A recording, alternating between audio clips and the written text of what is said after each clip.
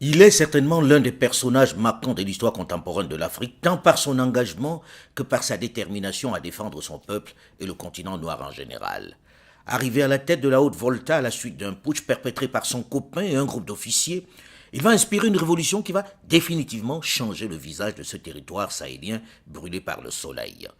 Une révolution qui va perturber l'ordre international établi comme lorsqu'il invite les nations africaines à ne plus payer leurs dettes auprès de la Banque mondiale et du Fonds monétaire international. Ou encore lorsqu'il apostrophe le président français François Mitterrand en lui reprochant d'avoir reçu le chef de l'État sud-africain Peter Botha qu'il traite de raciste. Thomas Sankara dérange. Et la révolution sankarienne séduit de nombreux jeunes par son dynamisme et ses idées progressistes. Mais en interne, le climat est de plus en plus tendu en cette année 1987. Entre les chefs de la révolution, le torchon brûle. Thomas Sankara se sent de plus en plus isolé. Je me retrouve un peu comme un cycliste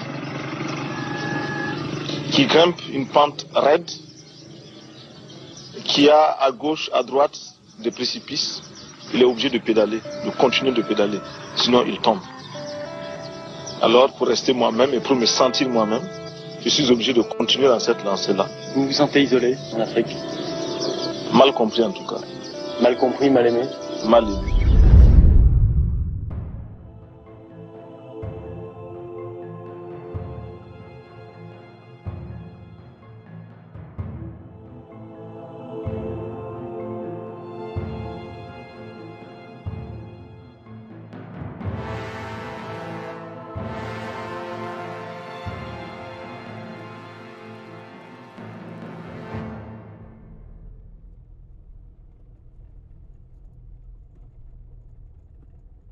Ce 15 octobre, un jeudi, jour du sport de masse, le président du Faso, Thomas Sankara, après une courte sieste, a rendez-vous au Conseil de l'Entente pour une réunion sur la création du parti. Il compte se rendre ensuite au sport. C'est pourquoi il est en t-shirt blanc et pantalon de jogging rouge lorsqu'il s'installe près du chauffeur, côté passager, à l'avant de la Peugeot 205 qui lui sert de véhicule présidentiel ce jour-là. Comme d'habitude, il a pris du retard sur le début de la réunion puisqu'il est 16h20 lorsqu'il arrive au Conseil de l'Entente. La réunion devait démarrer à 15h. Les autres sont déjà sur place et l'attendent. Le président et les gardes du corps sont en tenue pour aller pratiquer leur sport de masse et ne sont donc armés que de leurs pistolets automatiques. La 205, suivi par 4 de ses gardes du corps, arrive devant la cour attenant la réunion du Conseil de l'Entente. Les chauffeurs, après avoir garé leur véhicule, sortent et s'installent à l'ombre des grands arbres. Et je vous dis, moi j'avais 45 éléments qui étaient là pour la sécurité. Il y avait la sécurité d'une manière générale et la sécurité rapprochée du président. Comme c'était corsé et comme la zizanie était créée le 15, non, à une certaine période, là, on a défendu le mixage justement de la sécurité. C'est-à-dire, la sécurité rapprochée là était carrément détachée des autres. C'est-à-dire, pas de contact avec justement ceux du conseil. Le palais est là, avec le président à côté, la garde rapprochée, personne ne s'en mêle. Donc c'était comme ça. Quand le tigre est quitté, aller maintenant dans le pêle-mêle, qu'est-ce qui était contrôlable? À 16h35, le président prend place au bout de la table de réunion. Alouna Traoré, qui revient du Bénin en mission d'information pour la création du parti, commence son rapport. Mais il est interrompu par un bruit qui vient de la route. Un bruit de voiture qui se rapproche. Le président du Faso, agacé, se demande ce que c'est. Le véhicule s'arrête devant le portail. Et aussitôt, c'est le vacarme des tirs de Kalachnikov. Les balles nous sont tombées dessus comme une pluie. Quand vous êtes dans une maison en tôle et quand il commence à pleuvoir, c'est warrrr. C'est exactement ce que nous avions. Les chauffeurs et les gardes du corps qui attendaient sont les premières victimes. Les gardes qui veillaient dans le couloir, ceux qui, comme les chauffeurs, étaient restés dehors, ainsi qu'un motard de la gendarmerie, Soré Patanema, arrivé par hasard pour apporter du courrier au siège du Conseil national de la Révolution, sont froidement exécutés par le commando. À l'intérieur, les 7 hommes se sont couchés au sol, se protégeant derrière les fauteuils. Sankara est le seul armé. Il a sur la table son pistolet automatique. De l'extérieur, quelqu'un crie « Sortez, sortez !» Le président du Faso se lève et ordonne à tous ses conseillers. Restez, restez, c'est moi qu'ils veulent. Il quitte la salle des réunions les bras en l'air. Alouna Traoré est dans la salle et le voit partir. On a été assaillis et le PF est resté à l'intérieur. Il dit que c'est de lui qu'on avait besoin. Il est sorti les mains en l'air. Et puis la suite. Thomas Sankara a à peine franchi la porte qui est en face de 2 militaires. L'un marque un moment d'hésitation, mais l'autre tire sur lui à bout portant. Thomas Sankara s'effondre. Un des assaillants fait sortir les collaborateurs du président. « Dehors, dehors, sortez !»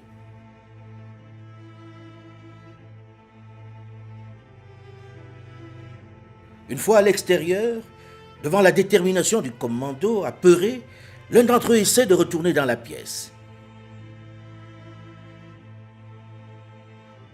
Il est abattu d'une rafale dans le dos. C'était Philippe Zagré. Tous les autres sont abattus dans la foulée. Toutes les personnes présentes dans l'enceinte du conseil pour cette réunion ont été tuées. Toutes sauf une. Par peur ou par réflexe, elle s'est jetée à terre. Alouna Traoré, il est au milieu des cadavres, mais il n'est pas blessé. Au moment où il s'interroge couché dans cet enfer sur ce qui va lui arriver, un des assaillants qui a remarqué qu'il est encore vivant crie « Il y en a un qui est encore vivant, celui qui est tout en bleu.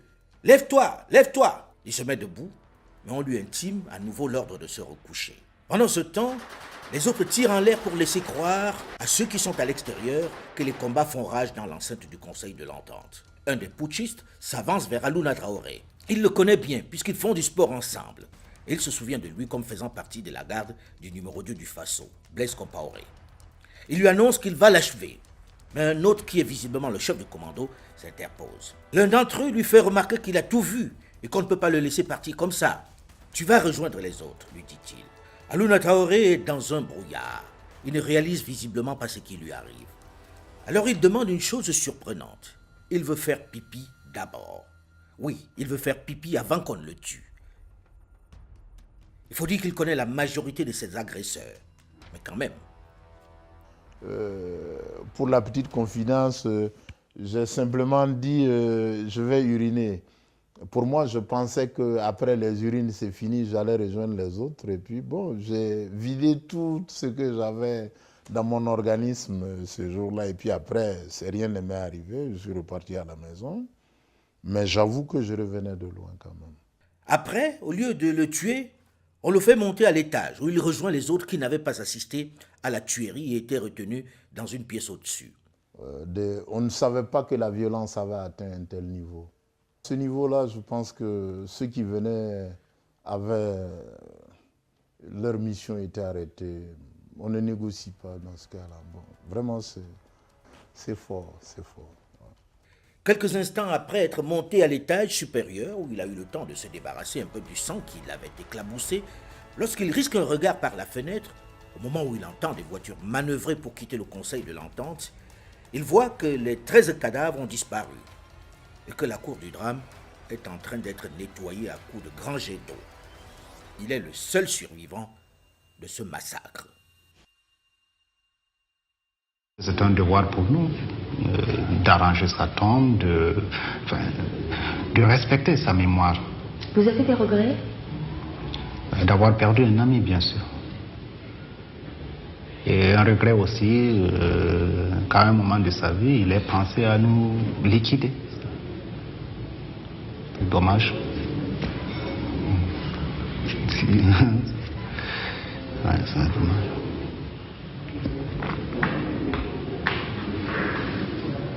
Enterré à la hâte avec ses camarades dans la banlieue de Ouagadougou, il faudra attendre 34 ans à la faveur de la chute de son tombeur Blaise Compaoré justement pour qu'enfin s'ouvre un procès sur cet assassinat. Mais même mort, il a continué d'inspirer pendant toutes ces décennies et pour longtemps encore des générations d'Africains. Un modèle dans son engagement pour la cause panafricaine qui a su placer le Burkina Faso sur la carte du monde.